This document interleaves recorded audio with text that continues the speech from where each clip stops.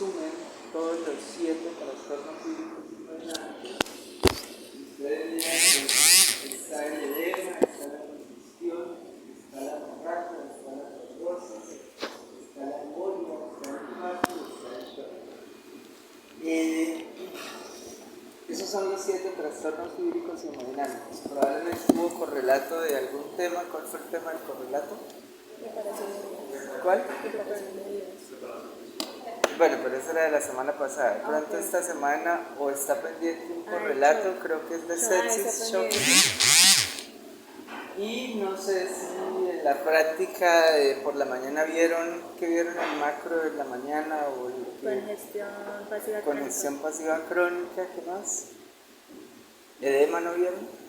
Sí, edema pulmonar. Bueno, edema, hemorragia, congestión, pues hoy vamos a ver, o sea, ya vieron, edema, hemorragia y congestión. Hoy vamos a ver trombosis, embolia e infarto y quedaría pendiente el correlato de sepsis para complementar todo. Varias cosas, fíjense ahí que hay muchas flechas. Esas flechas lo que quiere decir es lo siguiente, que a veces lo que causa un trastorno hemodinámico puede llevar a otro. Ejemplo, se dieron cuenta que lo que causa, por decir algo, edema agudo del pulmón también puede causar discapacidad del pulmón. Entonces, lo uno lleva a lo otro. Probablemente ahorita vamos a ver que cuando hay trombos, los trombos pueden originar embolias y los trombos y las embolias pueden originar infarto. La conclusión de toda la correlación es que tengamos el. Muy bien, entonces vamos a empezar a repasar trombos. Está muy bien, está hablando.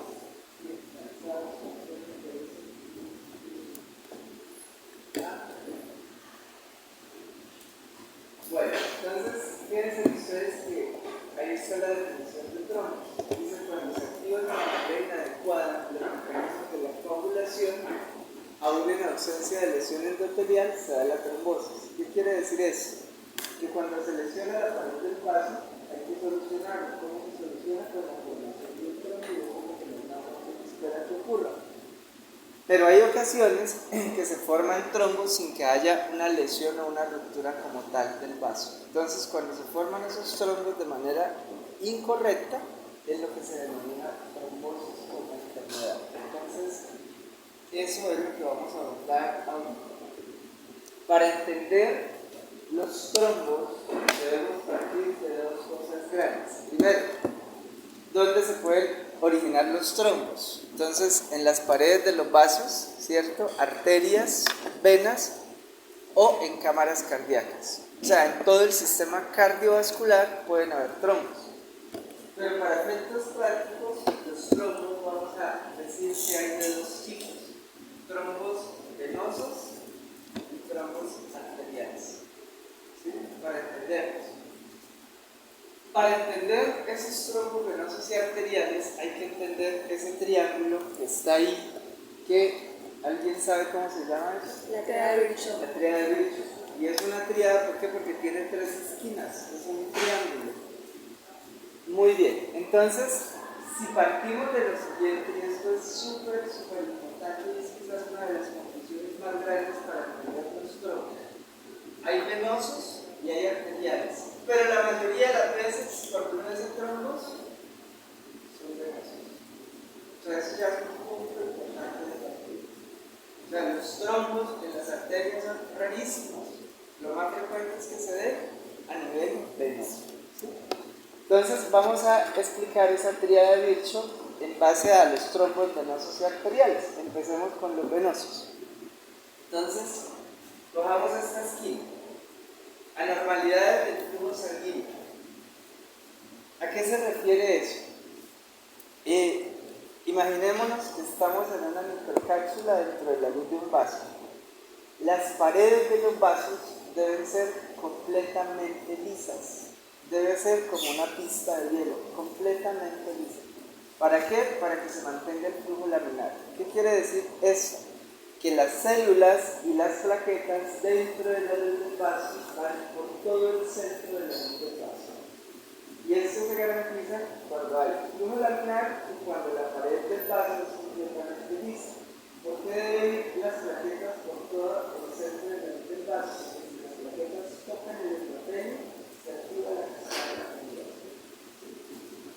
eso es lo normal. Pero aquí tenemos en esta esquina que dice anormalidades en el flujo sanguíneo. Se dan por dos cosas. Uno, por éstasis o remanso de sangre. O sea, la sangre se queda llena. Y dos, por turbulencia. Entonces, ¿qué causa turbulencias? Todo lo que hay en esa superficie de la pared del vaso. Por ejemplo, en unos días vamos a ver placas de hematosis. El colesterol se ubica en la pared de la arteria y haga que canta como si hubiese una piedra en esa pista de hielo que tiene un cúmulo de colesterol. Eso generaría turbulencia. ¿Qué otra cosa generaría turbulencia? Imagínense en una válvula del corazón dañada, estenosada, fibrosada. Entonces eso hace que se genere turbulencia. Imagínense una comunicación intracardíaca, eso genera turbulencia y por supuesto también daña el corazón. Entonces, muy bien, anormalidades en el flujo, decimos, hay de dos tipos, por éxtasis de sangre y por turbulencia. Los trombos venosos, la mayoría de las veces se dan por éxtasis de sangre o remanso de sangre. Cojamos ahora, y dirán, ¿y las turbulencias? De las turbulencias se las dejamos a los trombos arteriales. Cojamos otra esquina. Hipercoagulabilidad. La hipercoagulabilidad puede ser primaria o secundaria. Primaria. Cuando una persona desde que nace con la misma alteración, con la misma proteína necesaria para que se den los procesos de coagulación normal. Entonces están los síndromes de hipercoagulabilidad congénita, primaria, lo que la quieran llamar, son rarísimos. Pero está la hipercoagulabilidad secundaria, esa es súper frecuente. ¿Y cuáles son las situaciones que causan hipercoagulabilidad secundaria? Diremos varias. Uno, todos han visto a esas personas obesas en las redes y en la televisión, personas de 300, 400 kilos que no se pueden ni mover, pues esas personas, el hecho de no moverse, le genera hipercoagulabilidad secundaria. Segundo, si alguno ha viajado, por decir algo, a Estambul, por ejemplo, Istambul-Bogotá, el vuelo dura 14 horas. 14 horas para alguno de nosotros es normal, pero para una persona de 60, 70 años, 14 horas estar en un vuelo, eso le puede generar hipercoagulabilidad. Por eso no ve a las personas mayores en el avión dando vueltas, caminando para evitar esa hipercoagulabilidad. Otro ejemplo, imagínense en alguien que se fracturó la pelvis y muchos huesos, como en las películas, y dura 2 o 3 meses vendado y empezado en una cama. Eso genera hipercoagulabilidad. Entonces, muy bien. Conclusión. Los trombos venosos se forman por éxtasis de sangre y por síndromes de hipercoagulabilidad secundarios, como los que acabo de decir. O sea, esos son los factores de riesgo para que alguien le dé un trombo a nivel de las venas. Lesión endotelial. Cualquier cosa que lesione el endotelio. Desde los lípidos, cuando hay una hipercolesterolemia pasando por una sustancia que la persona se comió, le inyectaron, pasando por todas las sustancias que tiene el cigarrillo, todo lo que ustedes quieran, lesiona el endotelio. Entonces, esa lesión endotelial va a causar trombos de tipo arterial.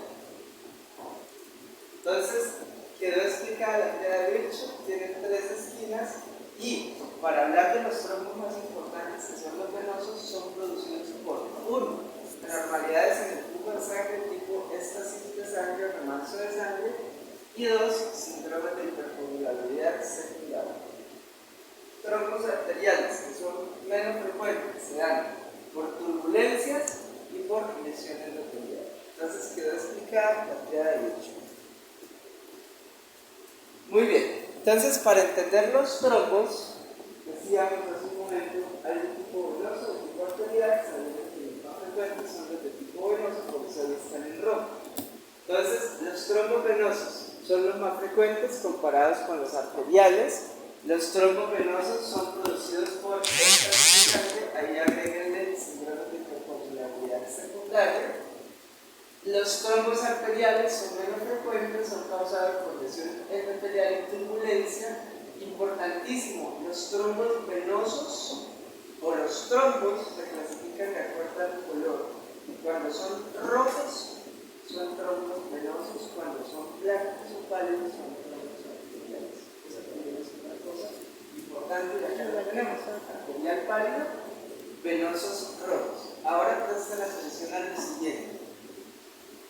Los trombos venosos, ¿sí?, están adheridos a la pared del endotelio por un pedículo delgado, y adicionalmente los trombos venosos crecen en el mismo sentido de la sangre.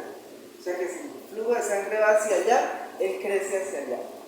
Esas dos características que les acabo de decir son importantes a tener en cuenta, porque si un trombo venoso, primero, es frecuente; segundo, si tiene un pedículo delgado y crece en el sentido de la sangre, se suelta fácilmente.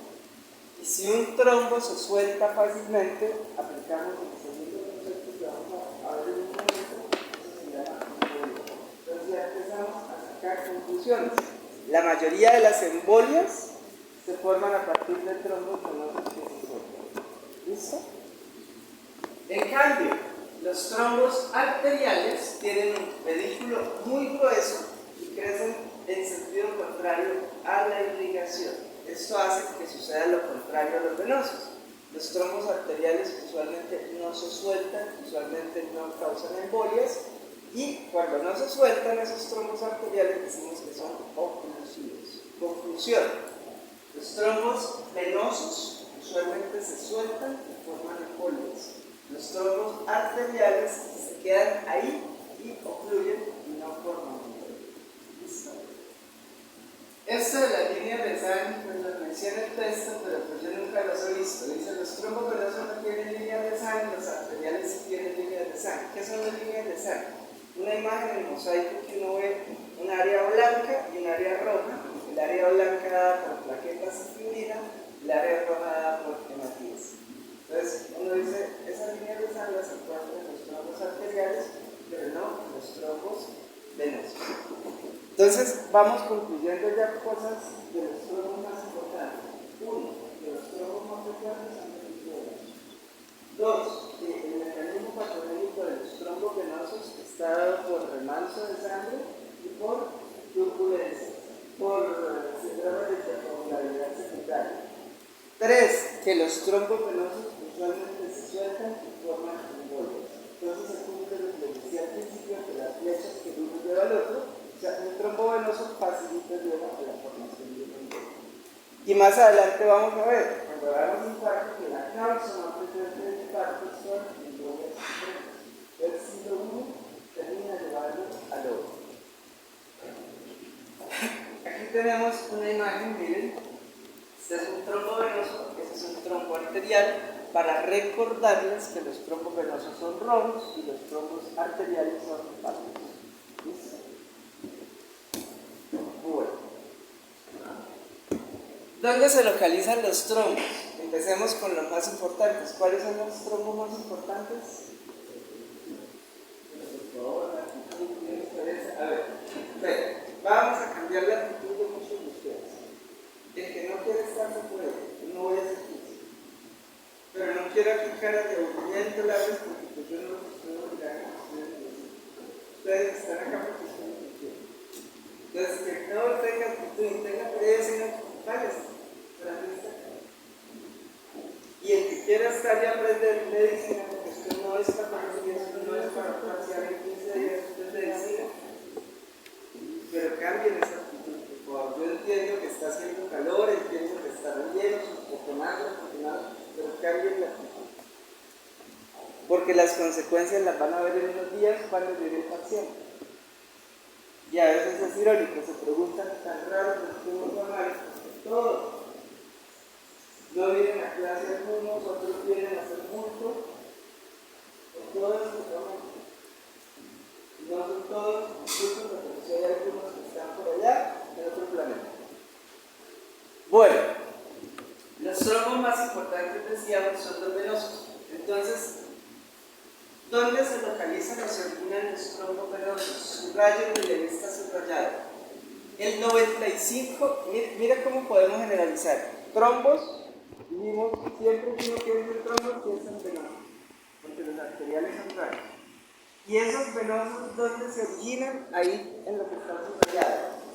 Miembros inferiores, sistema venoso profundo. Pero de aquí a acá, de la rodilla a la cadera, en las venas profundas. Contrario a lo que la gente cree, que si alguien tiene varices, venas superficiales, ahí le van a dar trombos, pero esos trombos no son tan dañinos como los que llaman el sistema venoso profundo, de miembros inferiores, desde la rodilla a la cadera. O sea que queda solo un 5% para todas las venas del cuerpo, o sea que si sale un trombo de otro lado, rarísimo. Sistema venoso profundo de miembros inferiores. Sin embargo, ahí hay otros sitios, miembros superiores, próstata, venas de la retina, pero son rarísimos. ¿Dónde se forman la mayoría de los trombos arteriales que de por sí son raros? En las cámaras cardíacas izquierdas. Y de ahí en adelante donde ustedes quieran. Pero rarísimo. Causas todas las que usted quiera. Las va a ver durante el semestre. Por ejemplo, una causa, un infarto puede generar un trombo de este tipo. Una arritmia, una valvulopatía, pero eso lo vamos a ver en el semestre. Pero ahorita hay trombos generales. ¿Listo? Entonces, importante que recuerden el sitio. Origen de trombo venoso, sistema venoso profundo de miembros inferiores, origen no frecuente de trombos arteriales, cámaras cardíacas izquierdas. Manifestaciones clínicas. Entonces, siempre lo más importante, los venosos, asintomáticos, a pesar de todo. ¿Por qué? El 80% de esos trombos que se forman en el sistema venoso profundo son asintomáticos por una razón, porque son muy pequeñitos. O sea, la persona los puede estar formando todo el día, pero son tan milimétricos que se sueltan, llegan al pulmón y sí, producirá, pongan un infarto por allá de 2 milímetros, pero como son tan pequeñitos, químicamente no será nada. Pero hay un 15% que los trombos a veces son grandes, grandotes, 100 centímetros, se forman en el sistema venoso profundo, se sueltan y esos trombos grandotes son los que generan trombos volumétricos. O sea que no todos los trombos que se sueltan de miembros inferiores causan trombos, una minoría que depende del canal de la sangre. Pero la mayoría de las veces no genera tromboembolismo pulmonar. Lo otro, y sobra decir, pues hay que recordar el sistema venoso todo el recorrido. Cuando yo les digo sistema venoso profundo de acá a acá, ¿qué sigue? O sea, tienen que pensar, recordar en la anatomía, o sea, de cuáles venas estoy hablando. ¿Qué venas profundas hay acá en el muslo? ¿Cómo? Y después, ¿qué otra vena sigue? En la medida que se acerca al corazón. ¿Cuál? Y después, la cámara de la aurícula derecha. y después, y después, el tronco pulmonar, las hojas de la arteria pulmonar. O sea, eso que están recordando, pues bueno que ya lo deben saber, pero eso lo tienen que tener claro para eso. O sea, no es el momento de anatomía, pero ese recorrido lo tienen que tener clarito. Muy bien, los trombos arteriales. Los trombos arteriales, entonces, primero decíamos que eran rarísimos, que se forman en las cámaras izquierdas, y pues clínicamente, ¿qué va a dar? Dependiendo de la ubicación. Si está ubicado en la cámara izquierda, la mayoría de los trombos, adelantando un poquito, arteriales, se van siguiendo la cámara. Entonces, primero, usualmente no se sueltan, y cuando se suelta, pues si se va para miembros inferiores, ¿qué puede dar? Puede dar una gangrena, que ustedes ya la conocen, seca, puede dar un infarto renal, un infarto mesentérico, puede irse por la coronaria y dar un infarto agudo del miocardio, y menos frecuentemente para arriba y dar un accidente cerebrovascular. Entonces, los arteriales no se sueltan, y cuando se sueltan están abajo, la mayoría de veces. Muy bien. ¿Cuáles son los destinos de los trombos? Entonces, ¿qué puede pasar con un trombo? Varias cosas. Uno, se formó el trombo, este pequeñito se disolvió. Porque este cuerpo también tiene sistemas criminolíticos que lo destruyen rápidamente. el trombo se suelte. Entonces, si el trombo se suelta, estamos hablando ya de una condición que se llama tromboembolio y vimos que era más frecuente en los venosos. Otra, que el trombo se incorpore a la pared, como lo vemos acá. Se incorpora a la pared e incluso por el trombo pueden formarse canales que permiten el flujo de sangre. Pero si bien esto no genera isquemia, ¿cierto? Miren cómo será el flujo laminar en ese vaso. Si les acabo de decir hace un momento que tiene que ser la pared del vaso completamente lisa, pasa la irrigación, pero todo el tiempo por ahí se están formando trombos porque se daña el flujo laminar, se ponen en contacto las plaquetas con la pared del endotelio y eso activa la descarga de irrigación. O, ¿qué otra cosa puede pasar con un trombo? Que obstruya como arriba, obstruye por completo la luz, eso es típico de los arteriales. Y si esto es un vaso y aquí hay un trombo, ¿qué le pasará de ahí para allá a ese órgano tejido? Isquemia, infarto. O sea, un émbolo puede llevar a un trombo, un émbolo y un trombo, claro que sí causa un infarto. Entonces, eso es lo que sucede con los trombos. No podía hablar de embolia sin antes hablar de trombos. ¿Sí?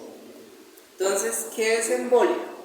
Es el desplazamiento por la sangre de una masa que, arrastrada por la corriente sanguínea, termina enclavándose en un sitio distinto.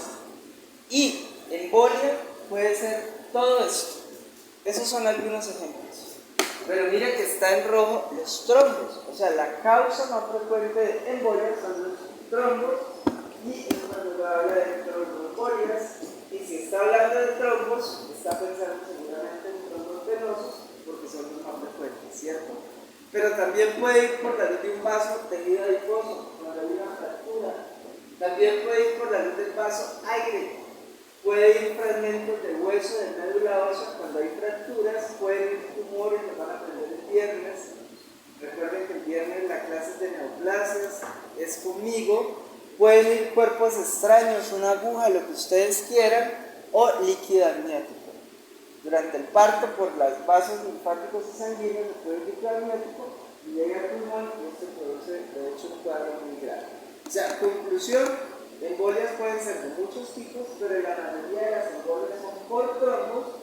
¿Y qué tipo de trombos? ¿Venosos o arteriales? Venosos. Bueno, ya mejoraron la actitud. Entonces, para estudiar los trombos, es igual que para estudiar las embolias, hacemos la división igual que con los trombos. Habrá embolias venosas y habrá embolias arteriales. ¿Son más frecuentes cuáles? ¿Las venosas o las arteriales? Las venosas. Las venosas. Entonces, las embolias venosas, como el sitio de llegada de esas embolias es el pulmón, se llaman embolias pulmonares. Y las otras embolias arteriales. Entonces, lo más frecuente será que haya embolias pulmonares. Entonces, ¿dónde se originan? Cuando hablamos de embolia, como es algo que se soltó, tienen ustedes que siempre tener este esquema mental, siempre que hablamos de embolia: origen, o inicio, recorrido y destino final. ¿Cuál es el inicio de las embolias venosas? Sistema venoso profundo de los miembros inferiores. ¿Cuál es el recorrido? Esos pasos que les preguntaba ahorita. ¿Cuál es el destino? Pulmón, ¿cierto? O hay una excepción. Ahí no está. Cuando mencionábamos el recorrido, por aquí está el corazón, ¿cierto? Pero hay ocasiones en que puede la persona tener una comunicación derecha-izquierda, interauricular o interventricular, y resulta que ese trombo que venía por toda la circulación venosa llegó al corazón y se encontró una comunicación, puede pasar al lado arterial y termina convirtiéndose en algo que era embolia venosa. Al pasar al lado arterial se termina convirtiendo en una embolia arterial, y esto se llama embolia paradójica, y de pronto ahorita la vamos a ver en un momento. O sea, ¿qué es una embolia paradójica? Un trombo que se formó en el sistema venoso profundo, subió al corazón, encontró una comunicación en el lado derecho y pasó al lado izquierdo, se convirtió en una embolia arterial. ¿Para dónde se va esa embolia que pasó al lado arterial? Para miembros inferiores, porque sigue la gravedad en la mayoría de Veíamos entonces que las embolias pulmonares se forman en el 95% del sistema venoso profundo, que son múltiples, por eso es la explicación de que la mayoría son silentes, porque además son pequeñitos, y un porcentaje pequeño puede producir muerte súbita, infarto o un colapso pulmonar. ¿Cuáles son los que van a producir ese colapso pulmonar? Los trombos grandes, ¿sí? En las embolias arteriales son rarísimas, uno no espera que haya una embolia arterial, ¿por qué? Por aquel cuento de que el pedículo es grueso, que crecen en contra de la irrigación, usualmente son oclusivos, sin embargo, ellas se pueden formar en las cámaras izquierdas y ¿para dónde van a seguir? Para miembros inferiores. Aquí tenemos, entonces, esta es la típica embolia venosa que produce clínica, o sea, eso es un tromboembolismo pulmonar. ¿Por qué lo vamos a llamar tromboembolismo pulmonar? Porque el trombo es lo suficientemente grande, mire, para que obstruya los grandes vasos de la arteria pulmonar. De hecho, eso en medicina, ese trombo que queda así incrustado, se llama un tromboembolismo en silla de montar. Y ahí al ladito ustedes ven la consecuencia de lo que está produciendo ese trombo grandote en el corazón. Está produciendo un infarto. Ahí, miren, aquí se alcanza a ver el pulmón, todo esto tiene infarto. Entonces, esos trombos grandes, que son el 15% que se sueltan y dan tromboembolismo pulmonar, matan a la persona por hemorragia de todo el pulmón, porque produce un infarto en el pulmón. Las embolias arteriales, rarísimas, aquí que tenemos, esto es una aorta y esa aorta tiene placas ateromatosas. Una persona que consuma mucho colesterol, con el tiempo se termina pegando a las paredes de las arterias, eso produce placa ateromatosa, eso daña el flujo laminar porque la superficie de la arteria debe ser completamente lisa y pues estas placas ateromatosas son que todo el tiempo se forman trombos. La mayoría son obstructivos, quiere decir que no se sueltan, pero a veces se pueden soltar y van como siempre para miembros inferiores. Entonces, esta imagen guárdenla porque esta imagen es la típica imagen de un tromboembolismo pulmonar. Y en clínica, en medicina interna, van a haber pacientes con tromboembolismo pulmonar. ¿Cuál es el destino de las embolias? Entonces, las pulmonares o venosas, que son las más frecuentes, la mayoría terminan en el pulmón, el 95%. El 5% ¿dónde? Puede ser que no lleguen al pulmón o puede ser que pasen a la circulación izquierda y es lo que llamábamos hace un momento embolia paradójica. ¿Cuál es la complicación más frecuente de un tromboembolismo venoso? El infarto. Embolias arteriales. ¿Qué destino siguen? Les decía hace un momento, siguen la gravedad. Entonces se forman en las cámaras izquierdas, usualmente no se sueltan, pero cuando se sueltan se van para los miembros inferiores y pues aquí que van a causar los infartos. Si se infartan los miembros inferiores, eso es gangrena seca. Pero también se pueden ir para el cerebro, para el intestino. En el intestino, yo no sé si en las primeras clases les mostraban unos intestinos hemorrágicos delgados con la causa más frecuente de infarto mesentérico. En un adulto es una placa ateromatosa que forma un trombo y produce un infarto mesentérico. Los mismos infartos renales, infartos esplénicos, que creo que tenemos ahí algunos, o infartos en miembros superiores. ¿Hasta acá tienen alguna pregunta? ¿Algo que no les haya quedado claro? ¿Algo que no hayan entendido de trombos y embolias?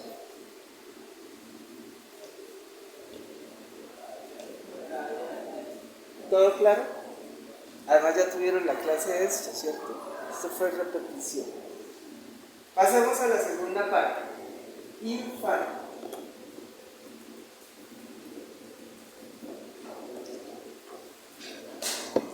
Mire, de infarto ustedes ya saben varias cosas.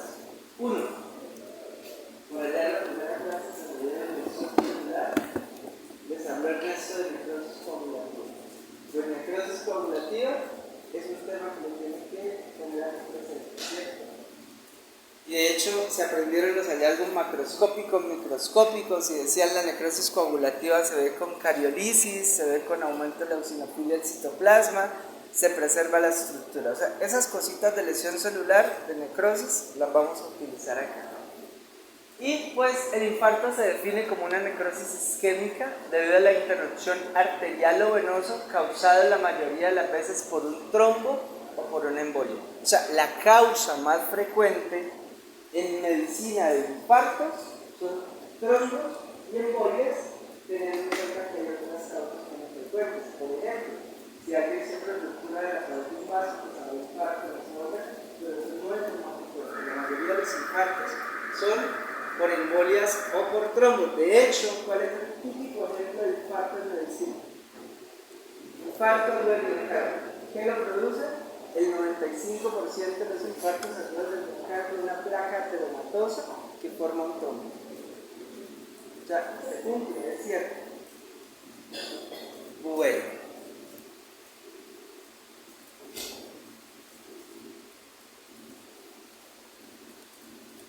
Les voy a hacer quiz, así se decía. Ahorita al final les haré quiz. Al final hay quiz. Entonces, eso sí lo mantiene. Les quita el sueño, les quita todo. Causas de infartos. Entonces, mire, está en rojo. ¿Cuál es la causa más frecuente de un infarto? Embolia, trombo. Embolia o trombo. Siempre les digo, mis diapositivas, mis clases no tienen muchas cosas, pero tomen foto porque cuando estén estudiando lo que está en rojo es lo más importante. Entonces, etiología de los infartos, embolias y trombos. Sí, la mayoría de los infartos son por embolias y trombos, pero pueden haber infartos, por ejemplo, por un vasoespasmo mecánico. Si una persona consume cocaína, puede haber un vasoespasmo a nivel de las coronarias y causar un infarto agudo mecánico. La compresión, claro que sí. En unas semanas, cuando veamos tumores del ovario, hay unos tumores en el ovario quísticos más grandes que esta bolsa. Entonces imagínense un poco más grande, lleno de agua, en la panza de una señora, en el abdomen de una mujer. O sea, esto pesa 30, 40 kilos. En serio, lo van a ver. Y los que ya vieron patología se acuerdan de una bolsa regionales del ovario. Imagínense en un tumor de 30 kilos allá en el abdomen, comprime cualquier cosa. Puede comprimir el intestino, puede comprimir la pared de un vaso y puede generar infarto. Torsión de vasos, claro que sí.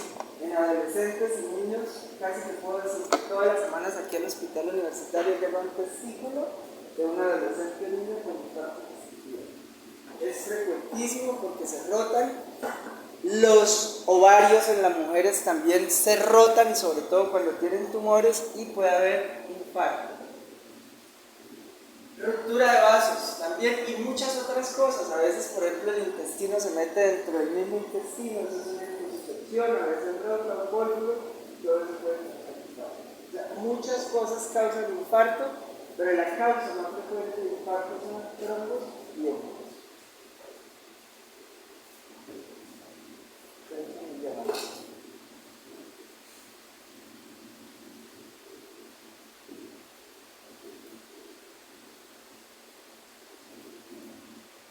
Espere contesto porque dice Despachos Bucaramanga. ¿Aló? ¿Aló? ¿Aló?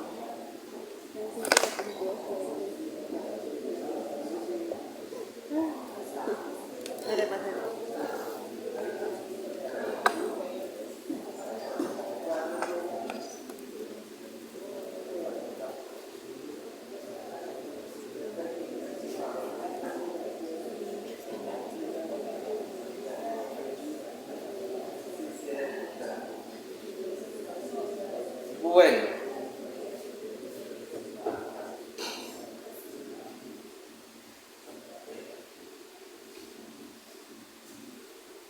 ¿cómo se clasifican los infartos? Los infartos se clasifican de muchísimas formas. ¿Cómo? ¿Santiago? ¿Llegó algo de cómo se clasifican los infartos? Blancos y rojos. Esa es la clasificación.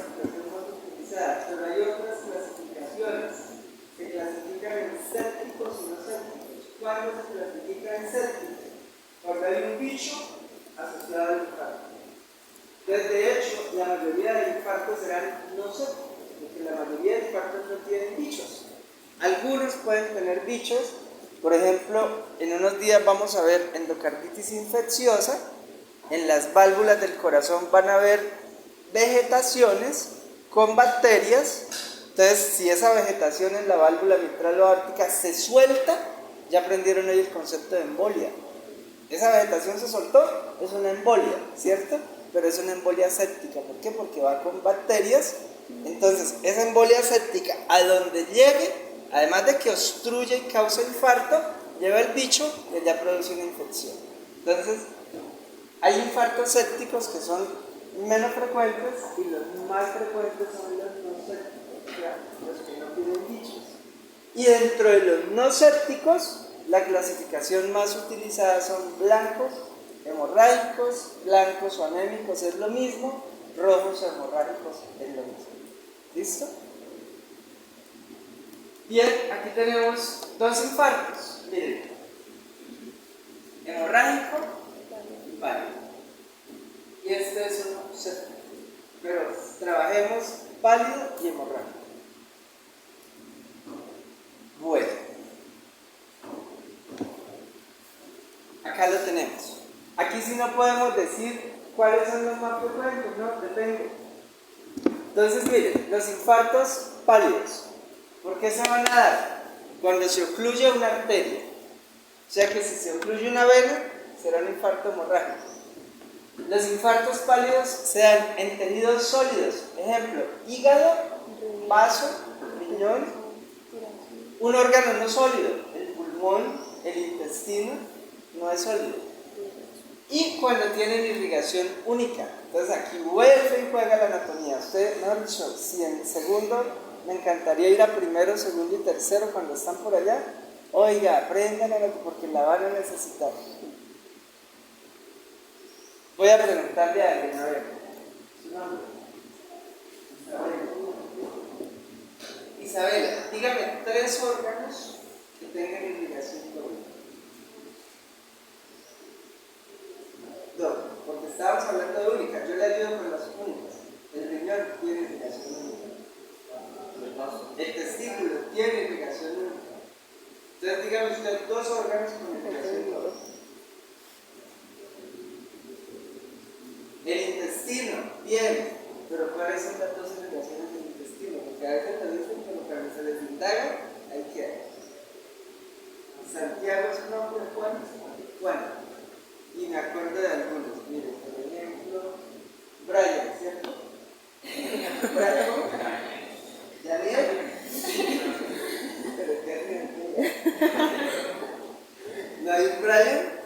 En algún curso, en alguna sección había un Brian y en uno se parece a un técnico. Ahora lo que gana. ¿Cuál? Superior. ¿Cómo es eso? ¿Ah? ¿Qué tal? ¿Cómo lo entiendes? Porque primero la mesentérica superior irriga los 6 metros de intestino delgado y la primera porción del intestino grueso, que es la rama seca pelvicotónica. Entonces, intestino delgado, una irrigación mesentérica superior. Y la inferior irriga el intestino grueso. Entonces, intestino delgado tiene doble circulación. Una, la mesentérica superior, y la otra.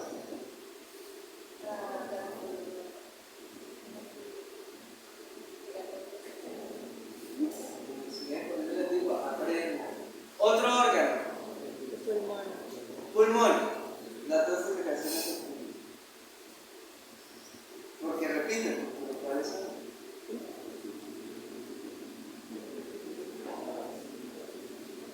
Por acá. ¿Cuáles son las 2 irrigaciones del pulmón? La arteria pulmonar. ¿Cuál es la otra? Ese podría haber sido el quiz ahorita. ¿Cuál es la doble irrigación del pulmón? La arteria pulmonar y la arteria bronquial. ¿Cómo le parece? Anda, ponga la cara. Bueno, las bronquiales. ¿De dónde salen las bronquiales? Conclusión, repasen anatomía. Muy bien. Y los infartos hemorrágicos entonces se dan oclusión venosa, cuando se ocluye una vena, cuando el tejido es laxo como el pulmón y el intestino, cuando tienen doble circulación como el pulmón y el intestino, cuando el tejido tiene congestión previa. Esta mañana vieron cuando tuvieron la práctica con Ernesto. Ayer y les mostró una nuez moscada. Me la robó de la nevera. ¿No les contó? Dijo que la cogió. ¿Cómo? ¿Cómo es de mentiroso? Primero él no cocina, solo pide comida. Y yo sí cocino, yo tengo nuez moscada porque a la nuez moscada, además de que le echan a los ponqués que yo no hago, se le echa cuando hago pollo, le rayan un poquito de nuez moscada y eso le da un sabor único. Y ayer en la mañana, de pronto yo las guardo muy bien porque o la empleada me las bota o me las gasta. Cuando de pronto veo una nuez moscada ahí en la mesa, la cogí y la volví a echar a la nevera. Y me dijo, no, y es que además necesito que la parta. Partir una nuez moscada no es fácil, entonces hubo que partirla y dijo que me la devolvía. Hoy le pregunto a ver si la llevo. Pero bueno, el cuento va, esa nuez moscada les enseñaron congestión crónica. Y en ese momento les dijeron que todos los órganos se da congestión aguda y crónica, ¿cierto? Entonces, cuando dice acá tejidos congestivos, quiere decir que si hay un tejido que tiene congestión aguda o crónica por lo que sea, en ese tejido el infarto siempre será hemorrágico. Y o si hay necrosis, imagínense que se infartó un fragmento del pulmón y se restaura la circulación. A veces restaurar la circulación en tejidos necrosados es peor. Entonces, esto apréndanse. Vamos a ver si aprendieron. Venga, le preguntamos a alguien a ver si quedó clarito eso. A alguien que no se le haya preguntado hoy. Él le agacha la cara para que me la mire. ¿Cuál es su nombre? Andrea. Oiga lo siguiente. Se obstruye la arteria renal. Pero en ese riñón hay vasos muy congestivos repletos de hematíes en el lecho venoso. ¿Qué tipo de infarto hay? Hemorrágico, aprendido. O sea, porque por ser riñón y por ser obstrucción de la arteria, ahí va pálido. Pero ahí sí no sé cómo ustedes dicen. Tejido congestivo mata lo demás. Tejido necrosado mata lo demás. O sea, es más importante que lo demás. Tengan eso en cuenta. ¿Listo? Entonces, de esa forma sabemos cuando, miren, ahí los tenemos. Tenemos ahí un infarto pálido en el riñón. Claro, como es pálido, ahí sí podemos deducir. Primero, bueno, que el riñón es muy evidente. Que lo que se obstruyó fue la arteria. Porque si es pálido no puede ser la vena. Y que en ese riñón no hay congestión, porque si hubiese congestión no sería pálido. Pero hay la posibilidad de que hayan infartos pálidos, hemorrágicos en el riñón, y no necesariamente con obstrucción de la vena, sino porque hubo congestión. Pero no son frecuentes, profe. No son frecuentes, pero no, ni tampoco, porque mire que la congestión no es frecuente en cuáles órganos, en el hígado, en el pulmón. Entonces, en el hígado, si se obstruye alguna arteria, uno esperaría pálido, pero si hay congestión, si hay nuez moscada, sería hemorrágico. Conclusión, un infarto pálido, un infarto hemorrágico. ¿Sí? Resulta que aquí viene un dato interesante y quiero que lo entiendan. Los infartos hemorrágicos, al inicio, al intermedio y al final, siempre son hemorrágicos. O sea, el infarto hemorrágico siempre es hemorrágico. Ya van a entender por qué les digo eso. Los pálidos, al inicio no se ve nada. Pasa el tiempo y son hemorrágicos. Y al final es que no los tratamos. O sea, dicho de otra manera, los infartos pálidos, antes de ser pálidos, son hemorrágicos.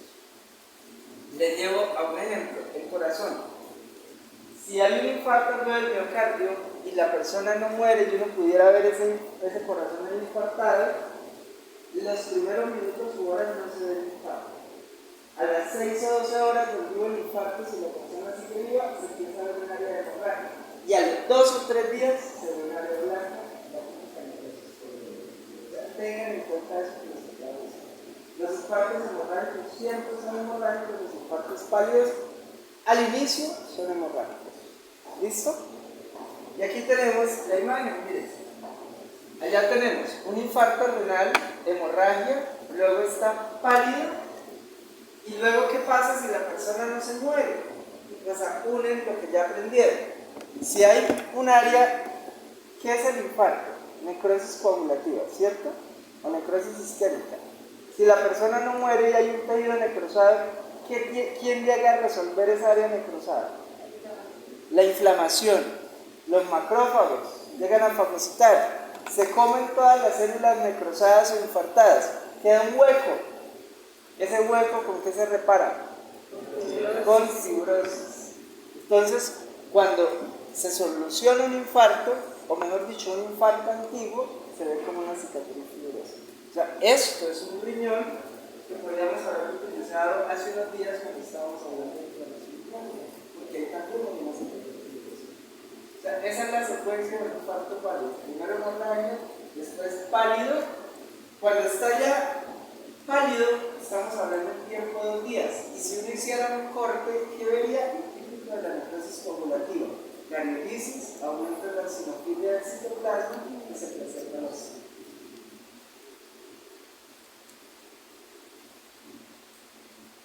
Y se acabó. Esa explicación se las traía para recordarles de la clase. ¿Tienen alguna pregunta de lo que les he hablado de trombos, embolias o infartos?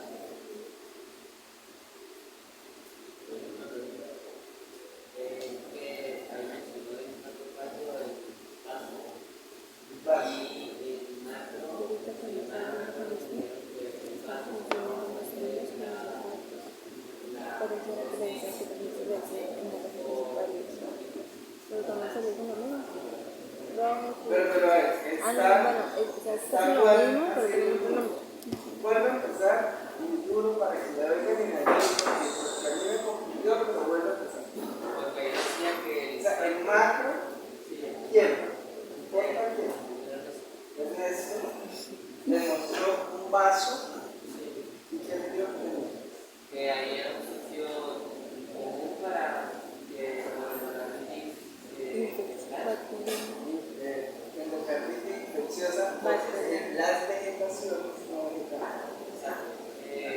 era una necrosis que primero se supone era coagulativa, pero por las bacterias se formaba una necrosis coagulativa. Eso es cierto, porque yo le pregunto, y discúlpenlo como le pregunto, ¿qué tiene que ver con eso?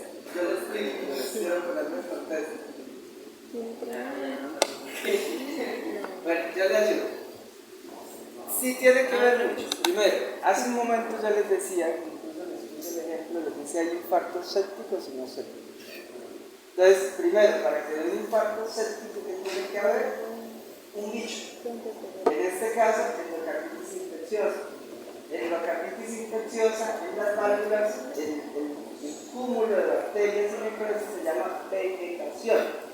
Entonces, si una persona tiene endocarditis infecciosa aguda, como se llama su aguda, la más grave es la aguda, esa vegetación se suelta y se va para abajo, como todas las embolias. Si se suelta y se va para el riñón o para el vaso, pues llega al vaso, ¿qué va a producir? Primero el isquemia, pero lleva las bacterias. Entonces, en realidad, ¿qué va a producir allá en ese vaso?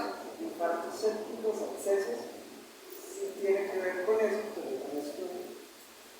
De pronto, ahorita vamos a ver los infartos estéticos. Ojo, no todos son por vegetaciones. Pero sí, esa es una posibilidad.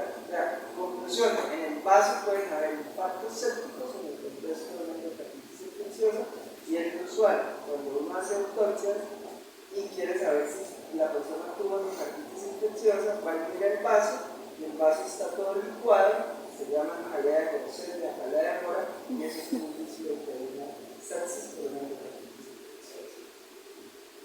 Más preguntas.